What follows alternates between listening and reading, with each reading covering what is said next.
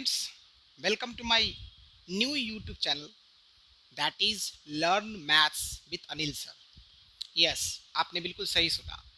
मेरा एक new channel है जो मैंने शुरू किया है जिसका नाम है learn maths with Anil sir. अब आप लोग सोच रहे होंगे कि सर आपका तो ऑलरेडी एक चैनल चल रहा है. यस, मेरा एक चैनल और है काबिले ज्ञान.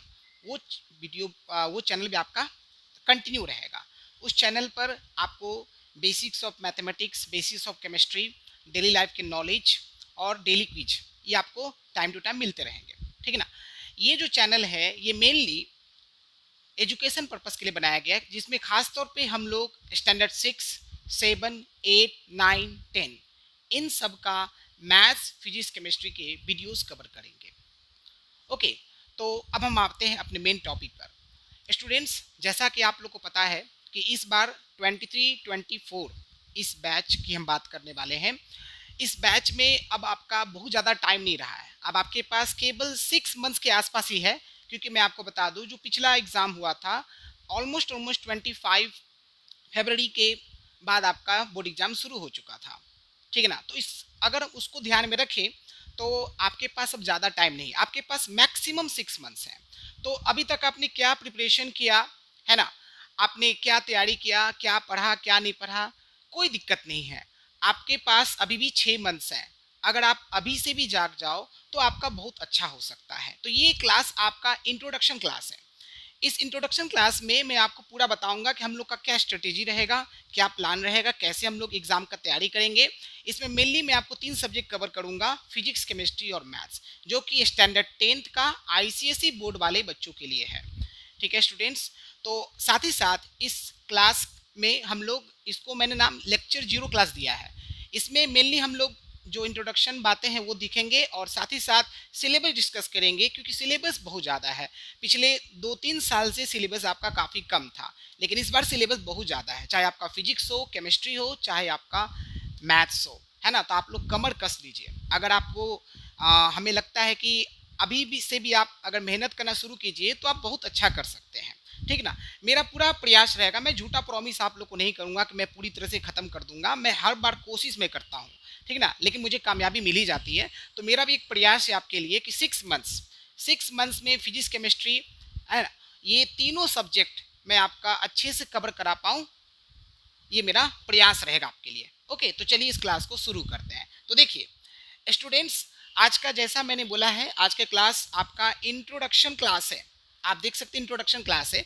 इसमें मैंने मेनली बात किया standard 10th ICSE board exam aspirants, यानी कि जो बच्चे आईसीएसई बोर्ड से बिलोंग करते हैं.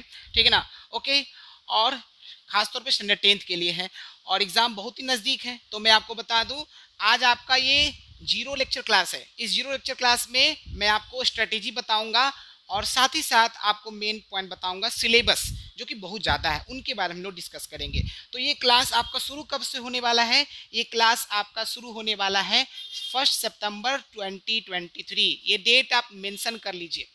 ठीक है ना. ओके, और साथ ही साथ देखिए मैंने एंड भी दिया, मेरा टारगेट है 20 फरवरी 2024. अब देखिए पिछला जो एग्ज़ाम हुआ था वो हुआ था आपका 20 फेब के बाद ही हुआ था ऑलमोस्ट. ठीक है ना. ओके, तो मैंने उसको ध्यान में रख के 20 फेब आपका लास्ट डेट रखा है, ताकि आपका एग्ज़ाम का प्रिपरेशन ख़त्म हो जाए. ठीक है. इसमें मेनली हम लोग फिजिक्स, केमिस्ट्री और मैथ्स की बात करने वाले, जिसको मैंने शॉर्ट में पीसीएम भी लिखा है. ओके, आपका टाइमिंग क्या रहेगा? आपका जो टाइमिंग है वो 4 PM रहेगा. ठीक है ना. 4 बजे आपको हमेशा जो है लेक्चर प्रोवाइड हो जाएगा. ठीक ना. मैं आपको सब कुछ और डिटेल बता देता हूँ. देखिए मैक्सिमम 1 घंटे का क्लास हो सकता है, 1 घंटे से नीचे ही होगा, 1 घंटा से ज़्यादा ऊपर नहीं जाएगा, क्योंकि बच्चों को आदत है 1 घंटा ज़्यादा पढ़ नहीं पाते हैं. ठीक है ना. तो 40 मिनट, 30 मिनट है ना, मैक्सिमम 1 घंटा, उससे ज़्यादा लंबा लेक्चर आपका नहीं होगा. ठीक है. ओके, तो मेरा पूरा प्लानिंग देखिए, आपका मैथ्स में टोटल 39 लेक्चर्स में देने जा रहा हूँ. और इसका टाइमिंग क्या रहेगा आपका? देखिए मंडे और थर्सडे 2 दिन आपको मैथ्स मिलेगा, है ना, जिसमें आपको मैथ्स हम लोग बात करेंगे. ठीक है, मंडे और थर्सडे को. और फिजिक्स में आपका, फिजिक्स में भी 39 लेक्चर्स के आसपास है, ये आपको ट्यूसडे को और फ्राइडे को मिलने जा रहा है. ठीक है. और केमिस्ट्री की बात करें, इसमें 33 लेक्चर्स हैं, इसमें आपका वेडनेसडे और सैटरडे को मिलने जा रहा है. अब यहाँ पर देखिए, मैंने लगातार 2 दिन मैथ्स नहीं किया है, लगातार मैंने 2 दिन फिजिक्स नहीं किया, ना ही लगातार मैंने 2 दिन केमिस्ट्री किया है. रीज़न मान लीजिए मैं आपको बताता हूँ, जब मैं सिलेबस डिस्कशन कराऊंगा तो मैं आपको पूरा प्लानिंग बता दूंगा कि मैं कैसे कैसे क्या क्या करवाने जा रहा हूँ, ठीक है। ओके, तो उसके अनुसार आपको टाइम भी मिलना जरूरी है, तभी आप क्वेश्चन प्रैक्टिस कर सकते हो, फिर आपको क्वेश्चंस में डाउट आएगा तब पूछ सकते हो, है ना। और भी बहुत सारी बातें हैं ताकि आपको प्रैक्टिस के लिए टाइम मिल सके, अच्छे से पढ़ने के लिए टाइम मिल सके। ओके, मैं ऐसा क्यों बोल रहा हूँ ये मैं कुछ देर के बाद आपको बताता हूँ। तो ये आपको मैंने बता दिया, मैथ्स आपको मंडे और थर्सडे को मिलेगा, फिजिक्स आपको ट्यूसडे और फ्राइडे को मिलेगा, केमिस्ट्री आपको वेडनेसडे और सैटरडे, यानी कि पूरा दिन, यानी मंडे टू सैटरडे आपको मेहनत करने की जरूरत है, ठीक है ना। ओके, मान के चलिए आपका छुट्टी ना के बराबर ही होने वाला है, अगर हम इसमें छुट्टी लेंगे तो फिर हम लोग नहीं कवर कर पाएंगे। फिर भी मैंने एक फिक्स टारगेट रखा है कि अगर हम छुट्टी को हटा भी देते हैं तो फिर भी हमारा टारगेट कंप्लीट हो जाएगा, ऐसा मैंने पूरा प्लान करके रखा है, ठीक है। ओके, चलिए अब देखिए, अब बात करते हैं, सबसे मेन पॉइंट है यहाँ पर जो भी मैं आपको तैयारी कराऊंगा वो सिर्फ बोर्ड एग्जाम ओरिएंटेड प्रिपरेशन है। इसमें सिर्फ बोर्ड में जैसे क्वेश्चन पूछे जाते हैं उसके लिए जितना आपको कॉन्सेप्ट चाहिए, जितने आपको फॉर्मूले जरूरत है ना, जितना आपको न्यूमेरिकल्स की जरूरत है, वो सारा कुछ मैं बताऊंगा, सिर्फ और सिर्फ बोर्ड एग्जाम ओरिएंटेड। इसमें बहुत सारी बातें आपको नॉलेज के लिए भी इंपॉर्टेंट है, लेकिन हमारा मेन पर्पज सिर्फ और सिर्फ बोर्ड एग्जाम को अच्छे से क्रैक करना है, ठीक है ना, इसीलिए मैंने ये वीडियो बनाया है। तो देखिए, ये सारा कुछ मैंने आपको बता दिया। अब बात करते हैं कि आपका जब जब एक चैप्टर खत्म होगा तो आपको सेल्फ टेस्ट देने का मौका मिलेगा, क्योंकि यहाँ पर मैं इतने सारे बच्चों का एक साथ सेल्फ टेस्ट तो नहीं कर पाऊंगा ना, इसलिए मैंने सेल्फ टेस्ट रखा है। सेल्फ टेस्ट का मतलब आप खुद से एनालाइज करोगे। इस सेल्फ टेस्ट में क्या होगा आप समझ लीजिए, जैसे कोई भी चैप्टर जब एंड हो जाएगा तो उसके नेक्स्ट डे, मैक्सिमम टारगेट है नेक्स्ट डे में आ जाए, नहीं तो आपको एक दो दिन बाद भी आता फिर भी आपको मिल जाएगा टाइम पर, ठीक है। तो नेक्स्ट डे शाम को 6 बजे आपका जो कम्युनिटी सेक्शन है ना, आप कम्युनिटी सेक्शन पे जाइएगा, वहां पर आप देखिएगा आपको क्वेश्चन पेपर रहेगा, ठीक है। उस क्वेश्चन पेपर में आपको जो है 10 मार्क्स का क्वेश्चन पेपर रहेगा और 30 मिनट आपको लेना है, ठीक ना। तो आप ये अपने अनुसार सेट कर सकते हो कि आपको 30 मिनट टेस्ट देना है, ठीक ना, और ईमानदारी से बनाना। देखिए, मैं आपको देखने नहीं जा रहा हूँ कि आप ईमानदारी से बना रहे हो कि चीटिंग करके बना रहे हो, ठीक है। तो आप अपनी ईमानदारी से कीजिएगा, ठीक है, तो आपका ही भला होगा। तो आप क्या करोगे, आप 30 मिनट का अपना घर में अलार्म सेट कर लेना, आपके सामने क्वेश्चन पेपर रहेगा, आप उसको डाउनलोड कर लीजिए, जैसे करना कर लीजिए, स्क्रीनशॉट ले लीजिए और खुद से टेस्ट दीजिए, जो कि आपका पूरे बोर्ड एग्जाम पर बेस्ड आपका क्वेश्चन रहेगा, ठीक है। अच्छा, अब आपको मैंने बता दिया चैप्टर एंड जब होगा तो उसके नेक्स्ट डे आपको शाम को 6 बजे आपको ये मिल जाएगा, ठीक है।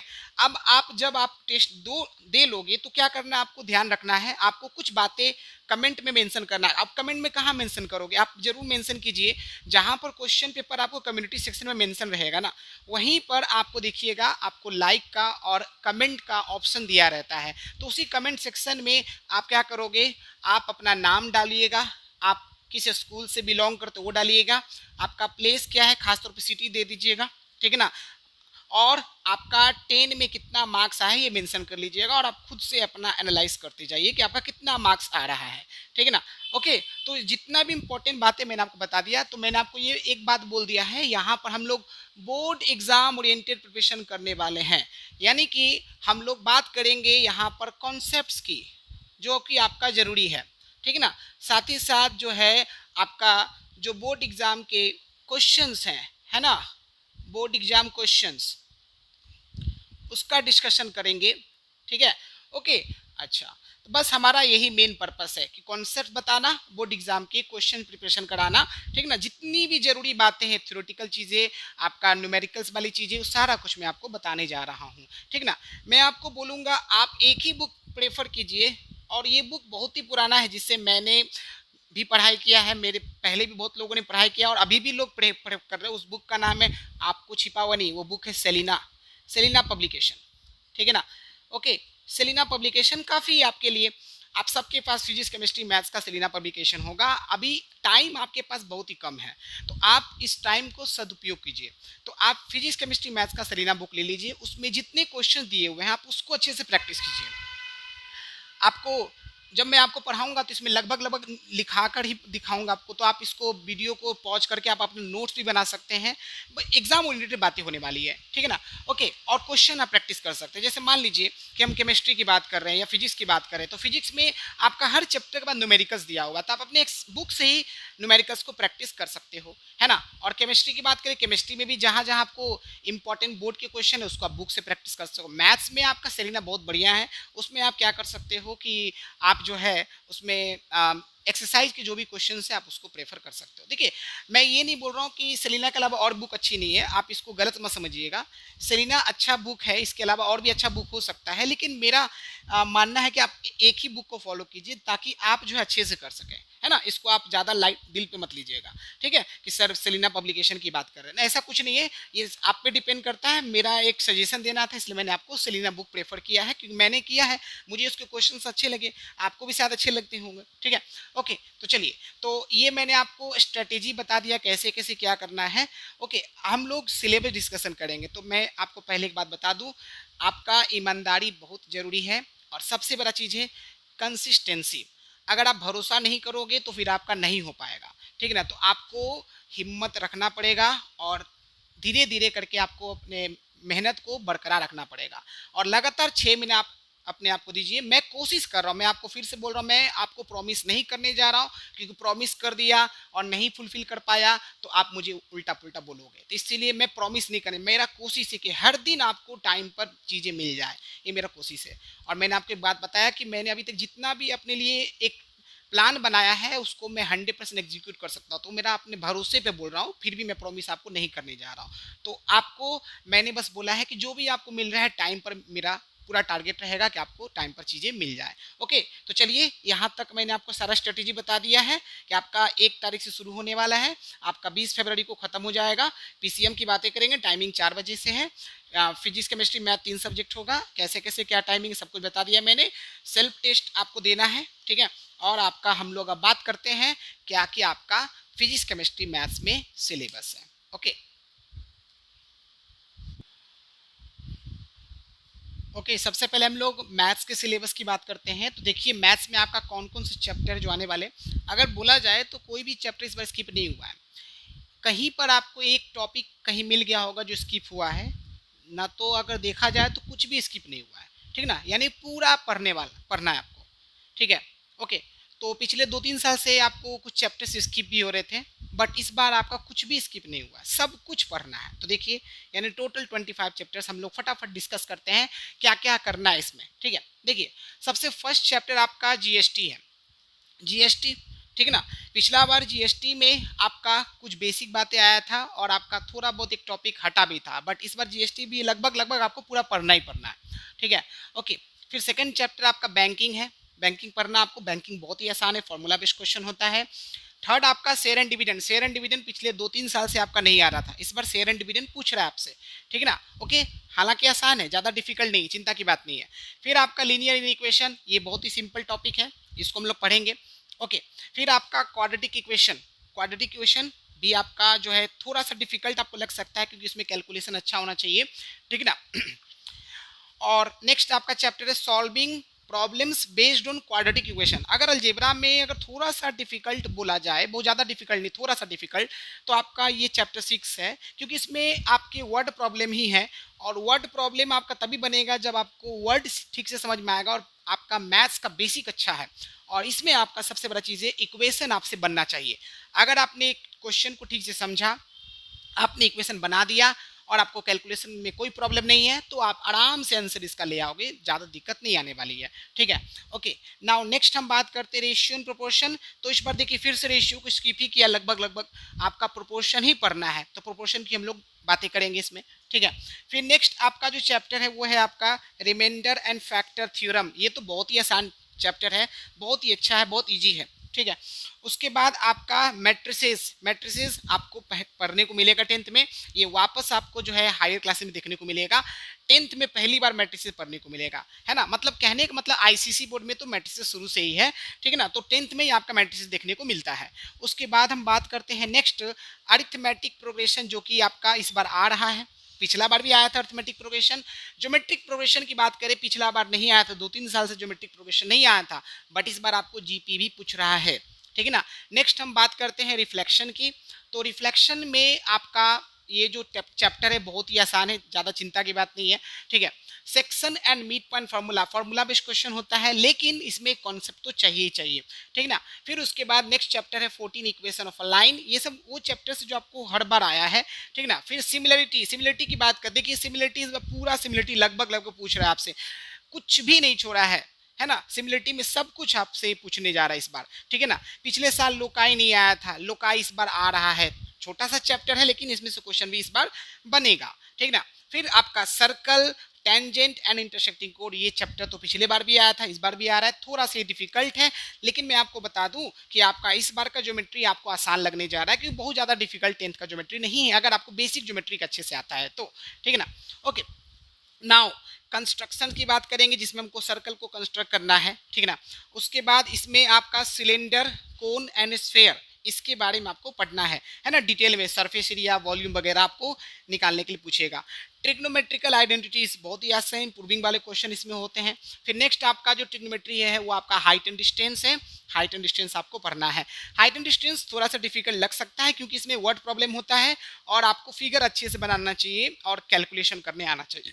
नेक्स्ट हम बात करेंगे ग्राफिकल रिप्रेजेंटेशन, जिसमें आपका हिस्टोग्राम एंड ओजाइव को ड्रॉ कैसे किया जाता है वो मैं आपको सिखाऊंगा, ठीक है ना। फिर उसके बाद chapter number 24 measures of central tendency, जिसमें हम लोग मीन, मीडियन, मोड और क्वार्टाइल के बारे में पढ़ेंगे। ये मीन मीडियन मोड आपका छोटे क्लास में भी है, बट आपको ये वो चीज़ नहीं है जो आपका छोटे क्लास में आता है, वो थोड़ा बहुत आपको उसका यूज़ देखने को मिलेगा, लेकिन ये बहुत ही डिफरेंट टॉपिक है ना। बिल्कुल टेबुलर फॉर्म में आपको क्वेश्चन देखने को, लेकिन है बहुत ही आसान, ठीक है ना। ओके, चलिए नेक्स्ट आपका आखिरी जो चैप्टर है वो है आपका chapter number 25, that is probability. Probability आपने छोटी क्लास में पढ़ा होगा, आई थिंक 8 में भी पढ़ा है आपने, 7 में भी थोड़ा सा पढ़ने को मिलता है, ठीक ना, लेकिन 10th में आपको थोड़ा सा ज़्यादा पढ़ने को मिलेगा प्रोबेबिलिटी, ठीक ना। तो चलिए हम एक बार इसको देख लेते हैं। पिछले साल आपका क्या क्या नहीं आया था, देखिए पिछले साल आपका शेयर एंड डिविडेंड नहीं आया था, ठीक ना। उसके बाद आपका जीपी नहीं आया था, ज्योमेट्रिक प्रोग्रेशन नहीं आया था, ठीक ना। उसके बाद आपका लोकाई नहीं था, सिमिलरिटी भी आधा से ज़्यादा स्किप कर दिया था। उसके बाद आपका जो है कंस्ट्रक्शन में भी थोड़ा सा कंस्ट्रक्शन करना था। सिलेंडर, कोन एंड स्फीयर में आपको सारा कुछ नहीं पढ़ना था पिछला बार, ठीक ना। फिर उसके बाद हम बात करते हैं आपका जो स्किप हुआ था टॉपिक, नहीं ये सब तो लगभग लगभग सब आया था, ठीक ना। ओके, चलिए अब हम बात करते हैं। देखिए आपका स्टार्टिंग का ये 3 जो चैप्टर्स है 1 2 3, ये तीनों कमर्शियल का टॉपिक है, इसमें कैलकुलेशन तो आपको अच्छा होना ही चाहिए, बिना कैलकुलेशन के आपका नहीं होगा। फिर उसके बाद चैप्टर नंबर 4 से ले करके आपका चैप्टर नंबर 11 तक, यहाँ तक ये जो है आपके पूरा अलजेब्रा का टॉपिक है। और मैं आपको बता दूं अलजेब्रा का जो टॉपिक है बहुत ज़्यादा हार्ड नहीं है, थोड़ा सा आपको प्रॉब्लम फेस करने को मिलेगा, तो आपको मिलेगा solving problems based on quadratic equation, इस पे थोड़ा बहुत प्रॉब्लम फेस कर सकते हो आप लोग। सेकंड आपको प्रॉब्लम फेस थोड़ा सा हो सकता है एपी में, है ना, और थोड़ा बहुत जीपी में हो सकता है। अगर कैलकुलेशन प्रॉब्लम नहीं है तो जीपी में आपको प्रॉब्लम नहीं आएगी, एपी में आ सकता है क्योंकि एपी में आपके वर्ड इक्वेशन भी है, ठीक है ना। तो अलजेब्रा की बात कर लिया हम लोगों ने। फिर हम बात करते हैं यहाँ पर, देखिए कोऑर्डिनेट ज्योमेट्री की बात करते हैं। 3 चैप्टर 12, 13 और 14, ये 3 चैप्टर आपके कोऑर्डिनेट ज्योमेट्री का है, बहुत ही आसान है कोऑर्डिनेट ज्योमेट्री, ठीक है ना। उसके बाद आपका जो ज्योमेट्री का चैप्टर है वो आपका 15 से लेकर के 15, 16, 17, 18, 19, ये आपके 5 चैप्टर्स आपके जो है ज्योमेट्री के चैप्टर्स हैं, ठीक है ना। ओके, जिसमें आपको सबसे ज़्यादा थोड़ा टाइम लगने वाला जो चैप्टर है वो ये 3 है, 15 नंबर, 17 नंबर और 18 नंबर। इस पे आपको थोड़ा ज़्यादा मेहनत करने की ज़रूरत है, बट आपको डरने की ज़रूरत नहीं है, इसमें इतने डिफिकल्ट नहीं है। आपका कैलकुलेशन वाले क्वेश्चन मैक्सिमम देखने को मिलेगा, प्रूविंग वाले क्वेश्चन भी है, और ज्योमेट्री में सबसे ज़्यादा टेंशन होता है प्रूविंग को लेकर के, तो इस बार प्रूविंग के क्वेश्चन है लेकिन कम है, आपके ज़्यादा कॉन्सेप्चुअल है, कैलकुलेशन वाले क्वेश्चन आप आराम से कर सकते हो। उसके बाद अब हम बात करते हैं मेंसुरेशन की, तो मेंसुरेशन में एकमात्र चैप्टर आ रहा है चैप्टर नंबर 20, जिसमें हम लोग सिलेंडर, कोन और स्फीयर की बात करेंगे, लेकिन ये बहुत ही विशाल चैप्टर है, इसमें आपको क्यूबाइड, क्यूब, है ना, ये सब भी यूजेस आ जाता है। ओके, तो इसमें हम लोग सरफेस एरिया और वॉल्यूम की बात करेंगे। फिर आपका नेक्स्ट जो चैप्टर है वो है आपका ट्रिग्नोमेट्रिकल आइडेंटिटीज, जो कि बहुत इजी है, आपको ट्रिग्नोमेट्री का बेसिक कॉन्सेप्ट क्लियर होना चाहिए, ठीक है ना। उसके बाद हाइट एंड डिस्टेंस, यानी कि चैप्टर नंबर 21 और 22 ये दोनों ट्रिग्नोमेट्री का पार्ट है, ठीक है। फिर उसके बाद ये तीन जो पार्ट है, graphical representation, measures of central tendency और आपका प्रोबेबिलिटी, ये तीनों पार्ट जो है वो आपका किसका है, वो आपका स्टैटिस्टिक्स का है, जो कि बहुत ही आसान है, ठीक है ना। तो मैं आपको एक बार बता दूं जरूरी बात है कि अगर आप इसमें से कुछ चैप्टर्स को कमांड कर लीजिए, जो बच्चे वीक हैं तो वो बहुत अच्छा मार्क्स ला सकते हैं, जिनका लेकिन मैथ्स अच्छा है वो सारे चैप्टर्स पर अच्छा कीजिए। तो चलिए पहले उन चैप्टर्स की बात कर लेते हैं जिस पे आप कमांड कर लो तो आपका नंबर कम नहीं होगा। तो देखिए कौन कौन से चैप्टर हैं। सबसे पहला चैप्टर है बैंकिंग। अगर बैंकिंग का क्वेश्चन आपको प्रैक्टिस है, 3-4 टाइप का क्वेश्चन ही होता है, अगर आप इसको अच्छे से प्रैक्टिस कर लो आपका क्वेश्चन नहीं छूटेगा। लीनियर इनइक्वेशन हो गए 2 चैप्टर। उसके बाद थर्ड चैप्टर आपका है proportion, ratio proportion, remainder and factor theorem, matrices, ठीक है, reflection, section and mid point formula, ठीक है। उसके बाद आपका यहाँ पर देखिए कंस्ट्रक्शन बहुत ही आसान है। उसके बाद ट्रिग्नोमेट्रिकल आइडेंटिटीज, थोड़ा सा प्रैक्टिस की जरूरत है इसमें। Graphical representation, measures of central tendency और आपका प्रोबेबिलिटी। आप देख लीजिए टोटल कितने चैप्टर्स हो गए, 1 2 3 4 5 6 7, 7 के बाद आप देखिए 8 9 10 11 एंड 12, 12 चैप्टर्स, ठीक है ना। ओके 12 चैप्टर्स, अगर आप इन चैप्टर्स को अच्छे से कर लेते हो तो 50+ तो आपका आराम से आ जाना है, ठीक है ना। लेकिन अगर आप इन चैप्टर्स को भी कर लेते हो, जो पढ़ने में अच्छा है, जिनका मैथ्स अच्छा है, वो अगर जीएसटी को अच्छा कर ले, शेयर एंड डिविडेंड को भी अच्छा कर ले, आपके बाकी जो चैप्टर्स हैं उनको अगर अच्छा कर ले तो 100 में 100 भी आ सकता है, ठीक है ना। ओके तो चिंता की बात ज़्यादा नहीं है। मैंने 12 चैप्टर उन बच्चों के लिए बताया है जिनका मैथ्स थोड़ा वीक है, ठीक है ना। ओके चलिए एक चीज़ मैं आपको और बता दूं, मेरा जो दूसरा यूट्यूब चैनल है काबिले ज्ञान, उस पर आपका बेसिक्स ऑफ मैथमेटिक्स दिया हुआ है। अगर आप जो है देखिए, मैंने आपको ये बात पहले ही बोला है कि आप स्टैंडर्ड 10th में हो और आपके पास अब टाइम भी कम बचा है, इतना टाइम आपके पास नहीं है, तो आप अपने स्टैंडर्ड 10th का ही मैथ्स पढ़िए, ठीक ना। कहीं पर भी कुछ भी प्रॉब्लम आता है बेसिक कैलकुलेशन वगैरह में, तो आप जो है मेरा जो सेकंड यूट्यूब चैनल है काबिले ज्ञान, उस पर जाकर के बेसिक्स ऑफ मैथमेटिक्स का एक पूरा वीडियो बना हुआ है, जिसमें टोटल 41 के आसपास वीडियोस आपको देखने को मिलेंगे, ठीक ना। ओके उसमें से कुछ वीडियोस आपका लगभग आ चुका है और कुछ आपका पेंडिंग है, तो वो भी आने वाला है, बहुत जल्द आ जाएगा, ठीक है ना। तो ऑलमोस्ट 41 वीडियोस आपको बेसिक्स ऑफ मैथमेटिक्स मिलेगा, जिसमें आप क्या कर सकते हैं, आपकी जो भी बेसिक प्रॉब्लम आ रही है आप जाकर वहाँ पे ठीक कर सकते हो। जैसे मान लीजिए कि आपको साइमल्टेनियस इक्वेशन में प्रॉब्लम हो रही है, तो आप जाकर साइमल्टेनियस इक्वेशन वीडियो को देख सकते हो। एक्सपोनेंट में प्रॉब्लम आ रही है तो उसको आप देख सकते हो। कम टाइम में आपको बहुत कुछ देखने को मिलेगा, ठीक है ना। इतना आपके पास टाइम नहीं है कि आप जो है 6 7 8 का पूरा डिटेल में मैथ्स बनाना शुरू करें, इतना टाइम आपके पास नहीं है, क्योंकि आपको मैथ्स के अलावा फिजिक्स, केमिस्ट्री और अदर सब्जेक्ट को भी तो ध्यान देना है।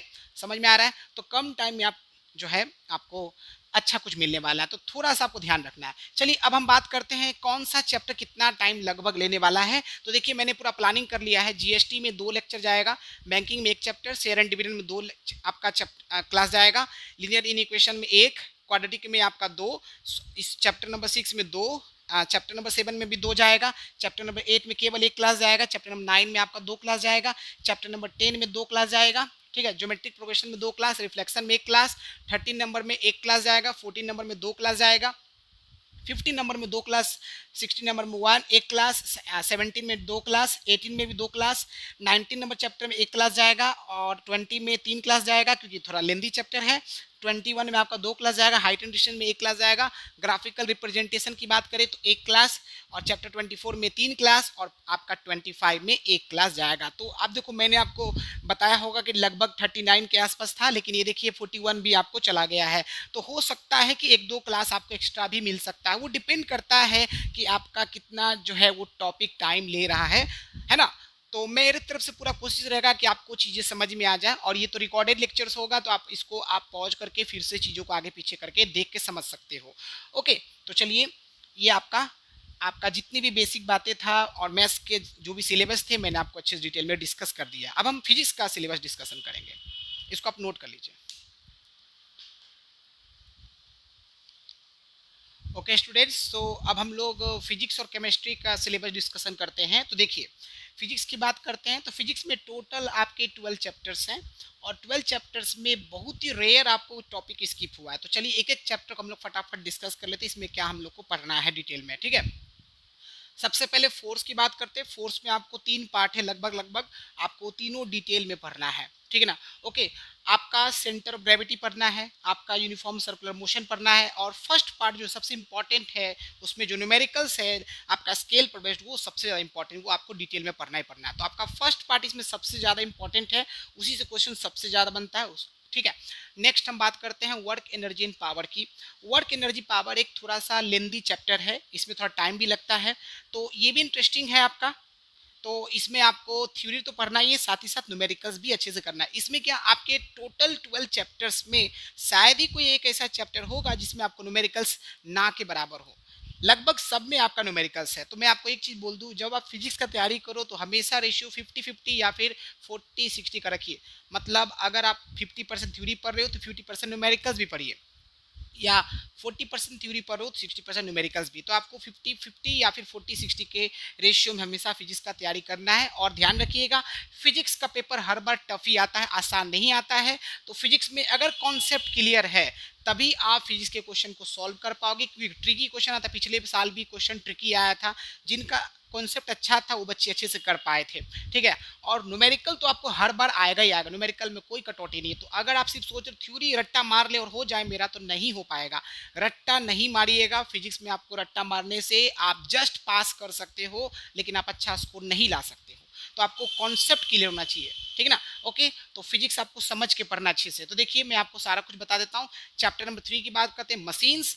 मशीन्स में आपको पिछला साल तो लीवर हटा भी दिया था, बट इस बार आपको जो फर्स्ट पार्ट है, जो कुछ आपके टर्म्स हैं उसको तो पढ़ना ही है, लीवर भी पढ़ना है, आपकी पुली भी पढ़ने हैं, कुछ भी आपको छोड़ा नहीं गया है, ठीक है ना। ओके, नेक्स्ट हम बात करते हैं refraction of light at plane surface में आपको पूरा डिटेल में पढ़ना है। बहुत सारे आपके डिफरेंट टाइप्स ऑफ प्रिज्म होगा, है ना, आपके क्रिटिकल एंगल है, आपके जो है एपरेंट डेप्थ है ना, रियल डेप्थ, एपरेंट डेप्थ, बहुत कुछ टॉपिक इसके अंदर है, वो आपको डिटेल पढ़ना है। टोटल लगभग 4 से 5 के आसपास इसमें पार्ट है, ठीक है ना। और ये चैप्टर लेंदी भी है। फिर हम लोग रिफ्रैक्शन थ्रू लेंस की बात करते हैं, ये बहुत ही सिंपल चैप्टर है। इसमें आपका सबसे ज़्यादा जो क्वेश्चन पूछा जाता है वो लेंस फॉर्मूला से क्वेश्चन पूछा जाता है, आपका जो है रे डायग्राम से क्वेश्चन पूछा जाता है। तो ये 2 टॉपिक पर हमको सबसे ज़्यादा मेहनत करना है। इसका जो आखिरी वाला सेक्शन है जो कि मैग्नीफाइंग ग्लास पर बेस्ड है ना, सिंपल आपका माइक्रोस्कोप है, ठीक है ना। तो वो टॉपिक आपको ज़्यादा डिटेल में नहीं आ रहा है, थोड़ा सा वो आ रहा है, तो उसको हम लोग देख लेंगे। फिर नेक्स्ट आपका चैप्टर 6 स्पेक्ट्रम है। स्पेक्ट्रम आपका मैक्सिमम थ्योरेटिकल चीज़ें ही हैं, एक आध दो आपको कहीं कहीं न्यूमेरिकल आपको देखने को मिलेगा इसमें।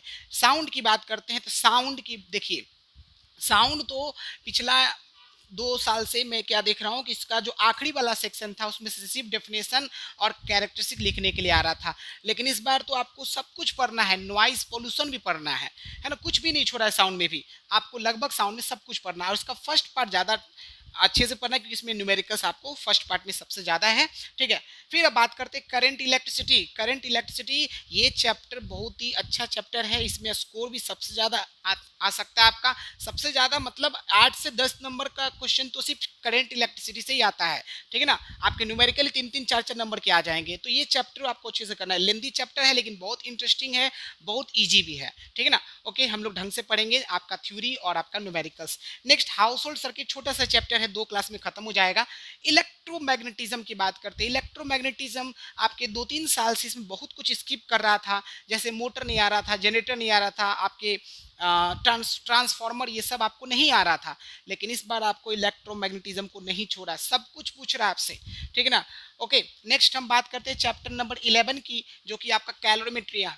ये तो मेरा फेवरेट टॉपिक है, कैलोरीमेट्री बहुत अच्छा भी लगता है, इसमें न्यूमेरिकल सबसे ज़्यादा आता है, ठीक है ना। और आपको अगर ये क्वेश्चन आता है तो आपको 6 से 8 नंबर तो कैलोरीमेट्री से आराम से आ जाएगा, क्योंकि इसका न्यूमेरिकल जब भी आएगा तो कम से कम 3 नंबर का तो आएगा ही आएगा, मैक्सिमम 4 नंबर का भी न्यूमेरिकल आता है ना। तो हमारा फोकस इसमें रहेगा न्यूमेरिकल्स अच्छा करना, और जो जरूरी बेसिक बातें हैं, थ्योरेटिकल चीज़ें जिसको हम लोग पढ़ लेंगे। फिर आपका आखिरी चैप्टर है रेडियो एक्टिविटी। इसमें आप देखिए आपका पिछले 2 साल से न्यूक्लियर फ्यूजन नहीं आ रहा था, बट इस बार न्यूक्लियर फ्यूजन सब कुछ आपको दे रहा है। तो अगर देखा जाए, अगर फाइनली ओवरव्यू हम ले फिजिक्स पर, तो फिजिक्स में आपका कुछ भी छोड़ा नहीं गया है, बहुत कुछ पूछा जा रहा है इस बार, ठीक है ना। छोटा मोटा टॉपिक आपको छोड़ा गया है, बाकी सब आपसे पूछा गया है, ठीक है ना। ओके, तो देखिए आपको लगभग फोर्स में 3 क्लास लग जाएगा, वर्क एनर्जी पावर में 4 क्लास लग जाएगा, मशीन में 3 क्लास, चैप्टर 4 में 4 क्लास लगेगा, चैप्टर 5 में 3 क्लास, चैप्टर 6 में 2 क्लास, चैप्टर 7 में 3 क्लास, चैप्टर 8 में 4 क्लास लगेगा, चैप्टर 9 में आपके 2 क्लास लगेंगे, चैप्टर 10 में आपके 4 क्लास लगेंगे,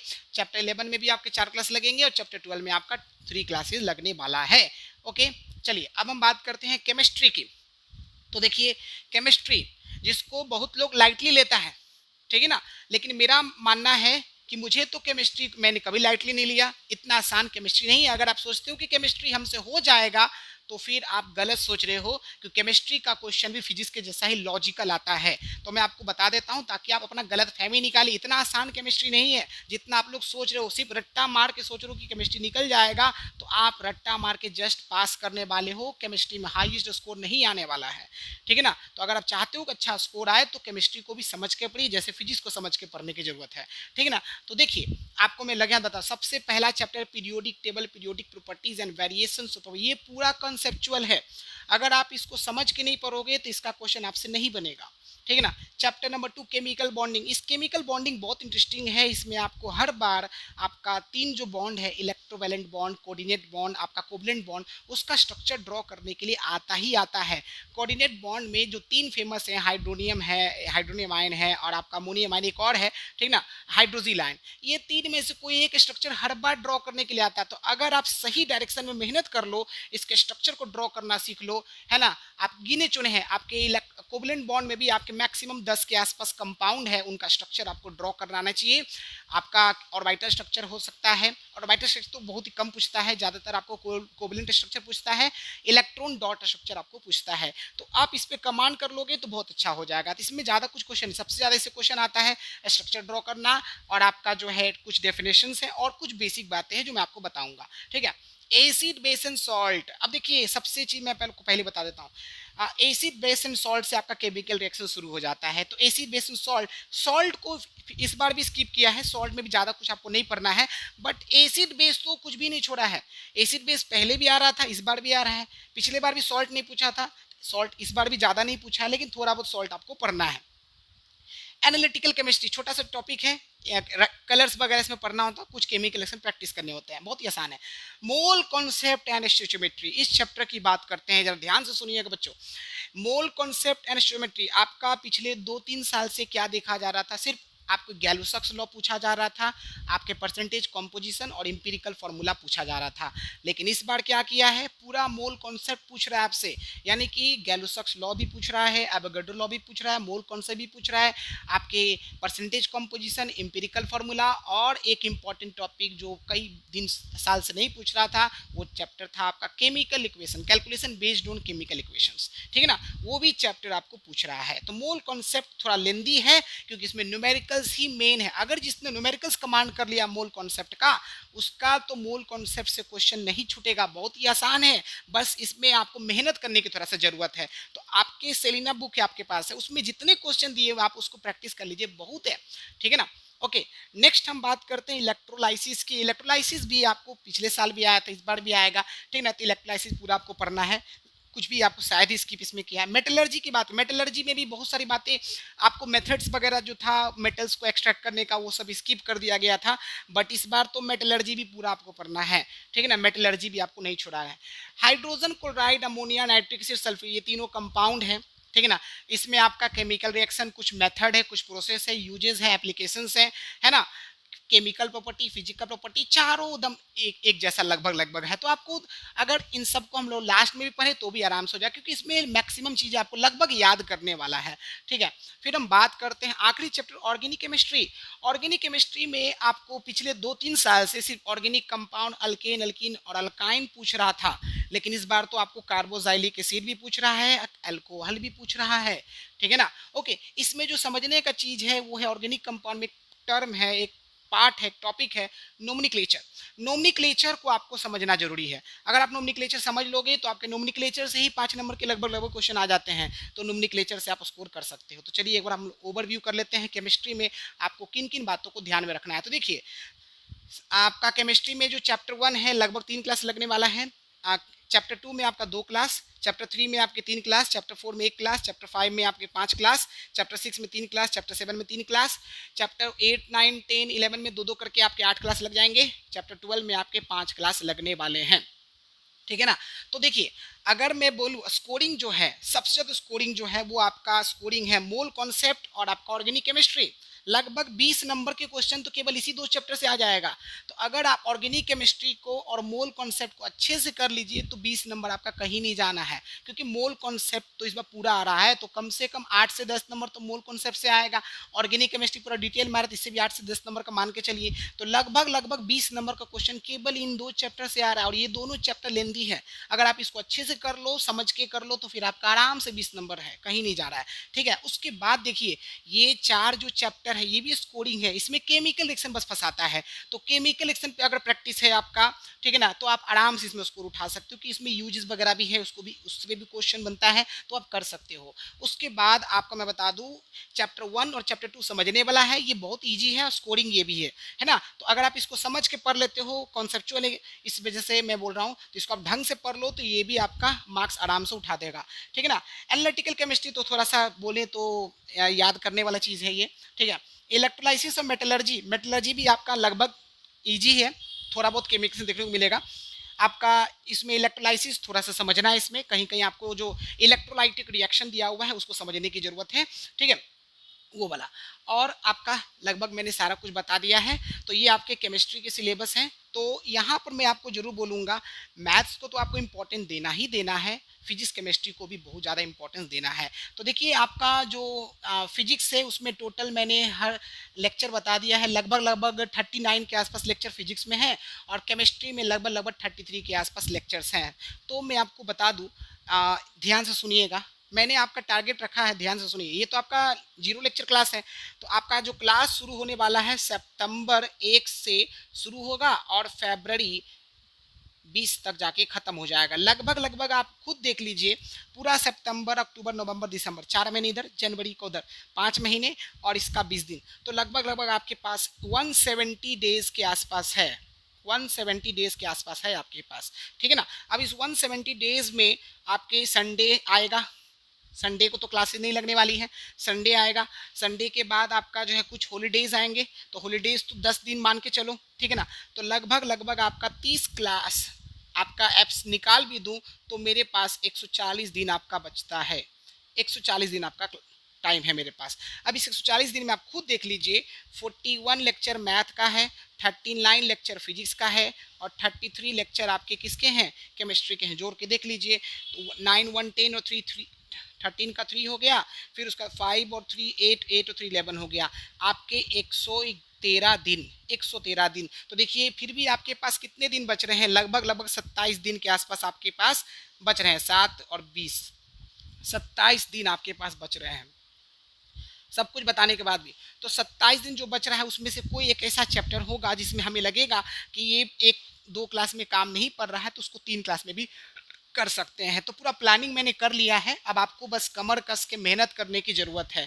तो मैं आपको ये बात बोल चुका हूँ कि अब आप अभी तक आपने क्या पढ़ा है, कैसे समझा है, उससे कोई लेना देना नहीं है। आप अगर अभी से भी कमर कस लो कि हमको मेहनत करना है, खुद पे भरोसा करके, ठीक है, ओके, और डेडिकेशन के साथ, अगर आप 4 घंटे भी पढ़ रहे हैं तो 4 घंटे डेडिकेशन के साथ पढ़ना है। तो फिजिक्स, केमिस्ट्री, मैथ, मैंने आपको पहले ही बोल दिया है कि मैं कोई प्रॉमिस नहीं कर रहा हूँ, मैं आपको सिर्फ और सिर्फ एक जो है बोला जाए कि मैंने आपके तरफ से एक प्रयास किया है, ठीक है ना, कि मैं अपना 100% दूंगा। तो आपको भी अपना 100% देना है। तो आपको कहा भी जाता है, जीवन ऐसे जिया कीजिए जो हर दिन आप इंजॉय करो। तो आप हर दिन का टारगेट रखिए। जैसे मैंने प्लान किया है कि मुझे कोशिश करना है पूरी तरह से 100% देकर कि जो भी क्लास है आज का वो आपको टाइम पर मिल जाए। उसी तरह से आपको भी कोशिश करना है कि जो भी 140 दिन है उसके हर दिन को एंजॉय करना है। ये टेंशन 140 दिन कैसे निकलेंगे, तुरंत बीत जाएंगे, अगर आप ऐसा सोचते रहोगे तो आपका समय बिल्कुल निकल जाएगा। और जैसे जैसे दिन निकलते जा रहा है आपका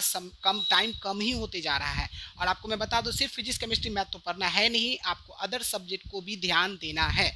तो आप अदर सब्जेक्ट पे भी ध्यान दीजिए, क्योंकि ओवरऑल परसेंटेज तभी आएगा जब आप ऑल सब्जेक्ट को ध्यान दोगे। तो फिर आपको फिजिक्स केमिस्ट्री मैथ को पढ़ना है, क्योंकि पूरा कॉन्सेप्चुअल है। अगर आप इसमें सही से नहीं पढ़ोगे, चीज़ों को ठीक से नहीं आप लिखोगे, तो फिर मार्क्स नहीं मिलेगा।